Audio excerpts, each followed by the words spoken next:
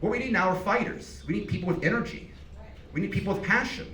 And we need people that are willing to take all of the barbs. Guess what? If your interest is being respected by your colleagues across the aisle, in today's age, you're not going to be an effective legislator, in the federal level at least. And so you have to recognize that they're going to try to personally destroy you if you are at all effective. And that brings me to our speaker tonight. I'm very excited, someone who I've gotten to know the past year. I think he walked on more doors in Bay County than anybody else here. Someone who is just a ball of energy. The person who has the highest number of Twitter followers in Bay County. Sorry, Jimmy Petronas. And it's funny, a couple, at the peak of the election, I went to sleep watching a Trump rally because I became one of those guys. And so my Roku was still set to the first, one of the conservative networks. And I turned it on the next morning with my cup of coffee, and there's Brian Clowdus giving an interview from his condo right down the street from me, which is great. So without further ado, candidate for State House, Florida District 6, Brian Clowdus.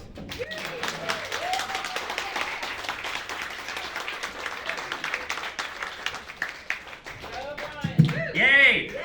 Thank you, though. I appreciate it. So I'm going to take this stand over here because I'm probably going to walk a little bit. So thank you for having me. And also thank you, Debbie, for creating these incredible events. Can we give a round of applause for all that Debbie and Co do for us? Cool, so let's kick it off. Okay, so where am I now? I am excited to announce that I am going to be your next House representative here in District 6. So that's where I am now. If you would have asked me a year ago if this would ever be my path, I would say you had lost your marbles. But I'm going to take you down memory lane and really basically tell you my life story. Don't worry, you will not be here all night. To where I got to the point standing in front of you asking for your support as we go into the primary next year. So there I am, little Brian, on the beach. So I'm from Alabama, and we always used to, what?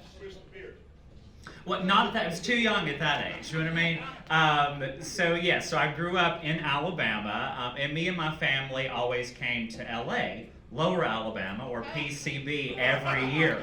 So I grew up coming to the Redneck Riviera. We would save all of our money, and once a year we would come to Panama City Beach, and it's what we did. So we fell in love with coming to this area. I always considered the Panhandle my second home.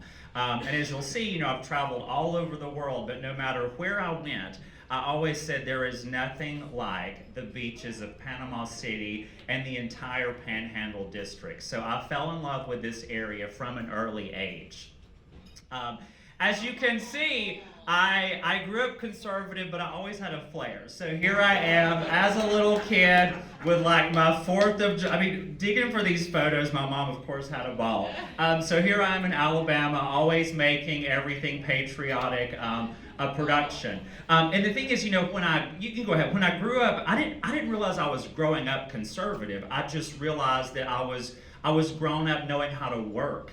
And that, I don't come from money, but I came from a family that worked hard for everything they had.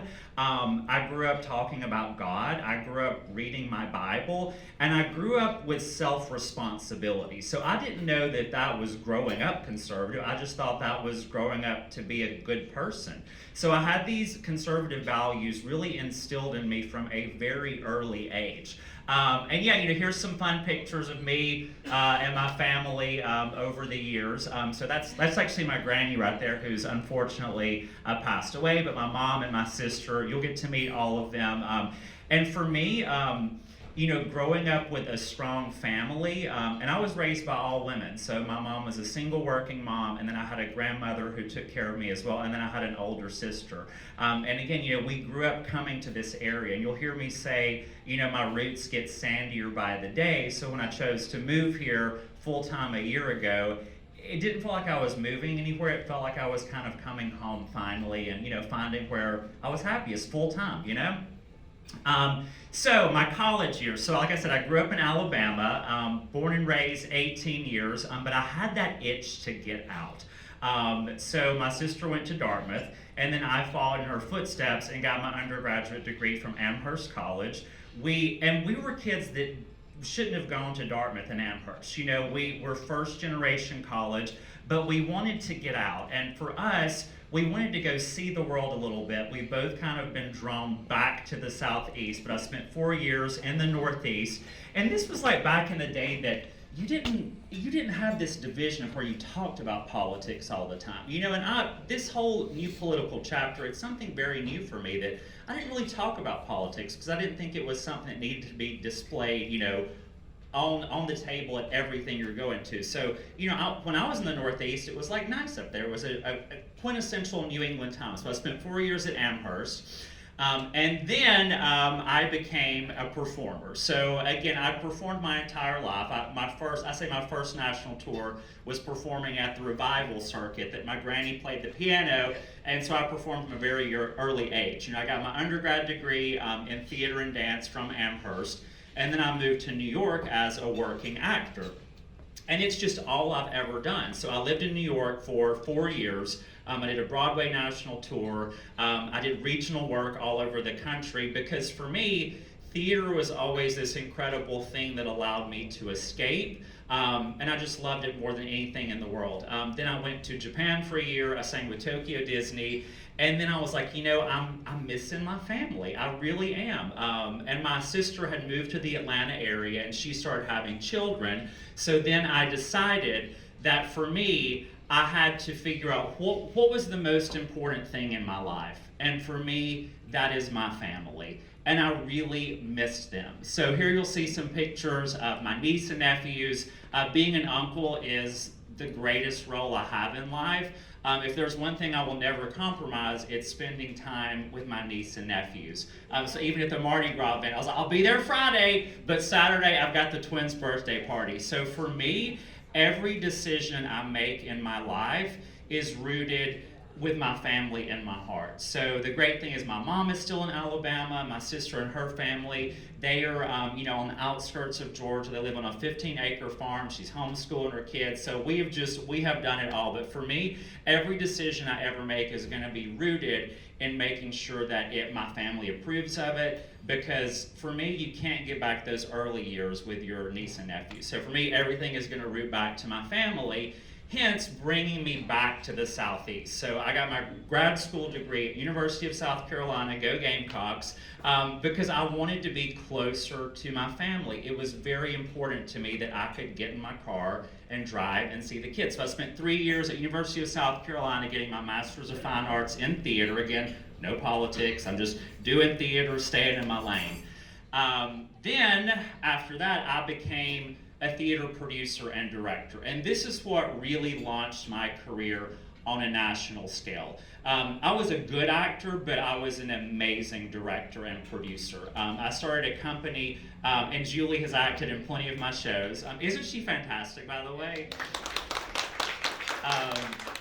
So I decided that I wanted to be in control of my career, so I started a nonprofit theater company outside of Atlanta, and I started doing this very unique type of production because I love the outdoors that did theater in unique spaces, unconventional theater, so I would do like Sound of Music, but do it at a ski resort, in the middle of the hills, and this is something nobody else was doing, so I quickly gained a huge national reputation. As you can see, I've been in the New York Times. That was before I really considered it fake news. So for me, it was like a huge deal. Now I could give two craps if I was in the New York Times, And then I was in Playbill. Playbill will not touch me anymore because I'm a Trump-loving conservative. You know what I mean? But at the time, those were really big deals. But now I could really care less.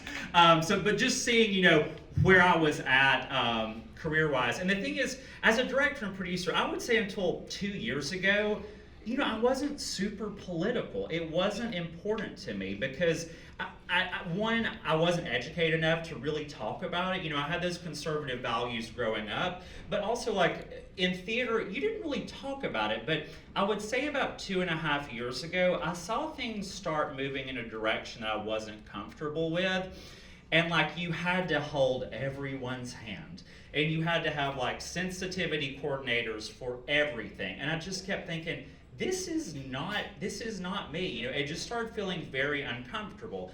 And then I started getting back in touch with my conservative values. I started listening to people like Ben Shapiro, Candace Owens, Dave Rubin, these like really young cutting edge thought leaders. And for me, I was like, God, they're just so much smarter than these like crazy liberal people, you know? I mean, and also they just seem so much happier. You know, I was like, they're not playing the victim card. They seem happy, you know? And so then I started telling secretly, oh my God, you know, I think I'm a Republican, you know? And I was like, I think I'm a conservative. And I was like, I think I really like Trump. And they're like, you better keep that under the table. They're like, if you want any kind of career, keep it shut. So I was like, okay, I'll lead this like dual life. I'll be part of this like silent majority. And then the crap really hit the fan. So, ba-bum. So, okay, smooth sailing. And I'd actually already moved to Florida when all of the, you know, what hit the fan last year. I moved to Florida. I was making this my new home. And then I had a past employee come after me at the height of the George Floyd BLM riots, claiming that I had treated her differently because of the color of her skin. Julie was in shows with this person. She did contract after contract with me. But she wrote an open letter on Facebook basically saying I was the most awful human ever. And again, this is before I'd like officially come out as a conservative. So of course it got I know, I was like, well crap, you know, so of course it got tons of gasoline. And it started, you know, as like Brian is a demanding, awful racist.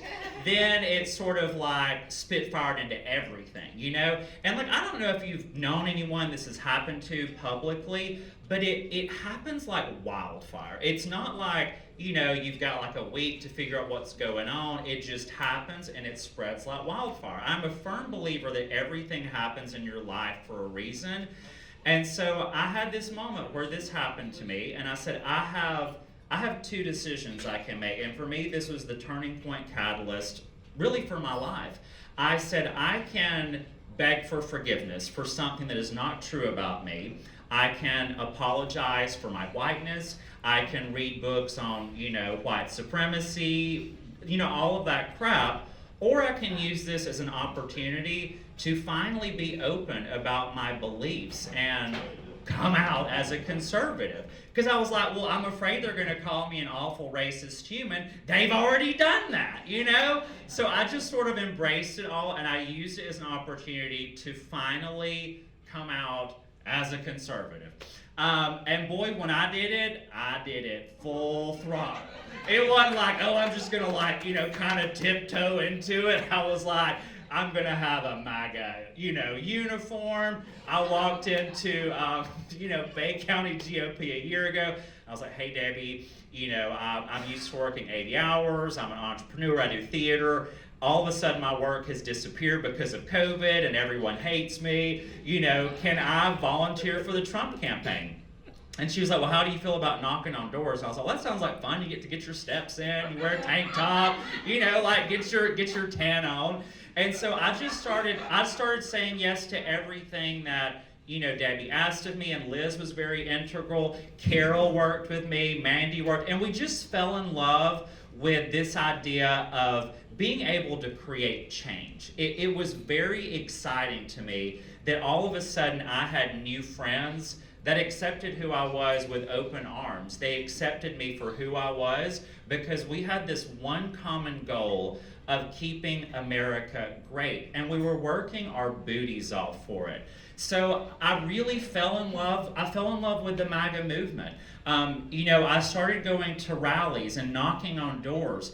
And this false narrative of being a racist, awful, misogynist human, it was just so different than what I was seeing firsthand. And, you know, my first rally I went to, and I just went to them alone, you know, because I was like, I'm driving 7 hours to go to a rally, and they was like, well, Brian's lost his marbles, he's going to another Trump rally.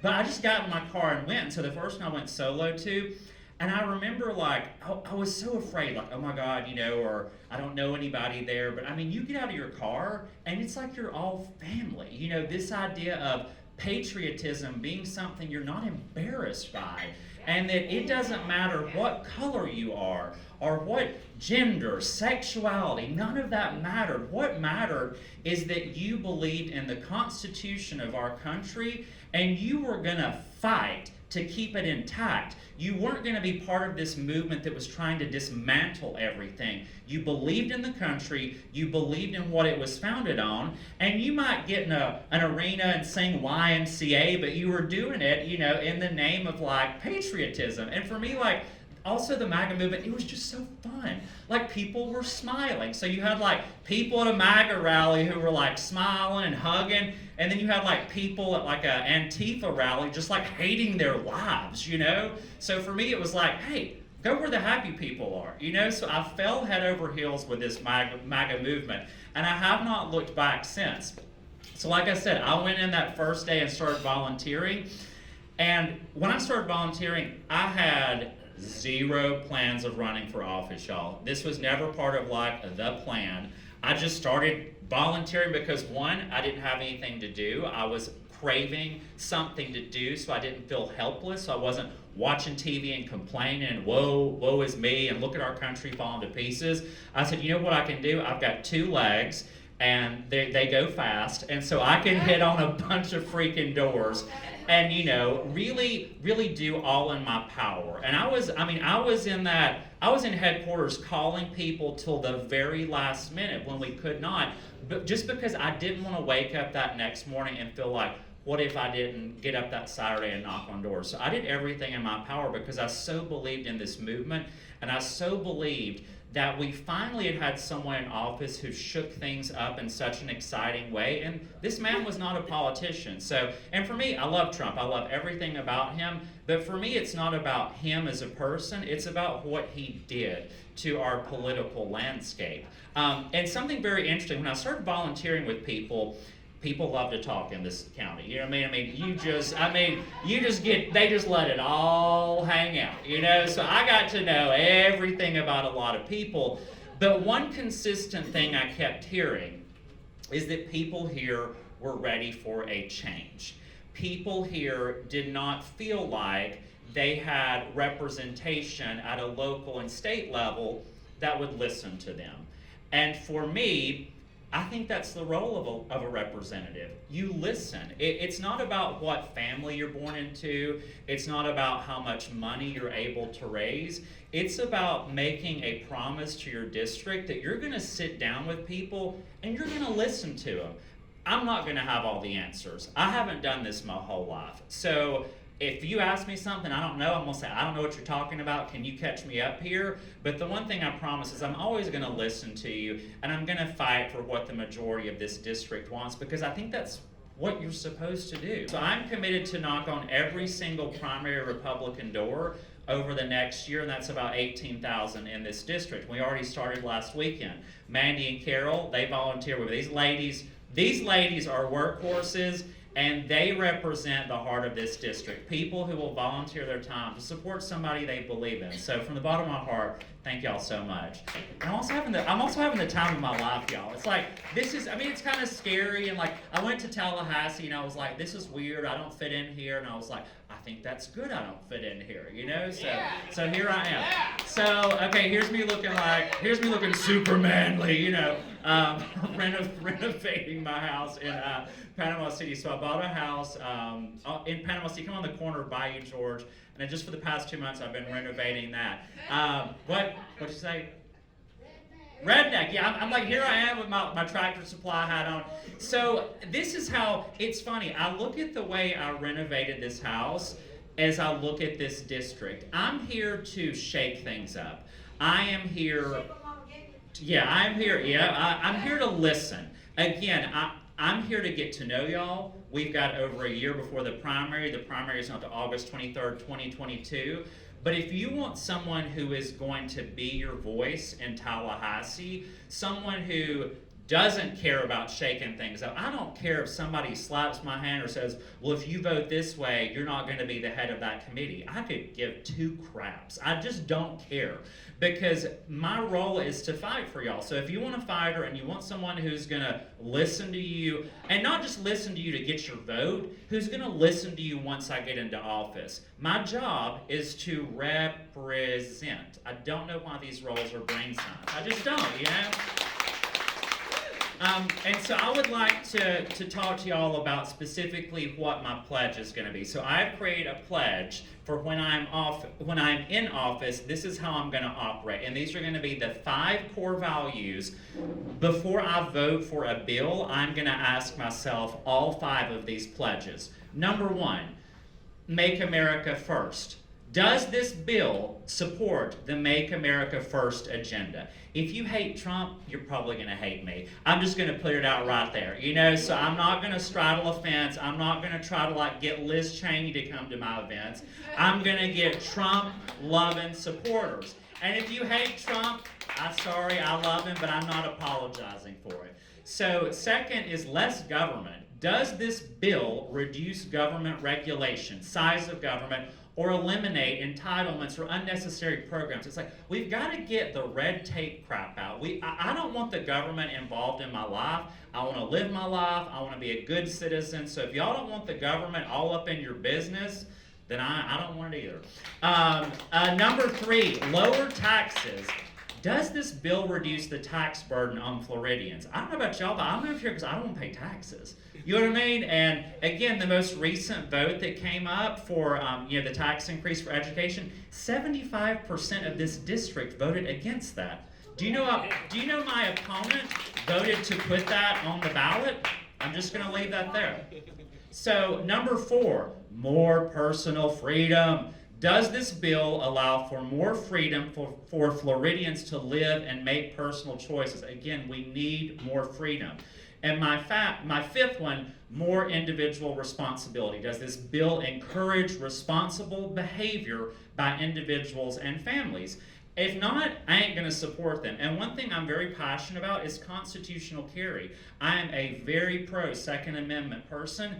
We should be able to openly carry our guns here. If you can do it in Georgia and Texas, I don't understand why you can't do it in Florida. And one thing in particular, I've heard a lot of pushback to red flagging.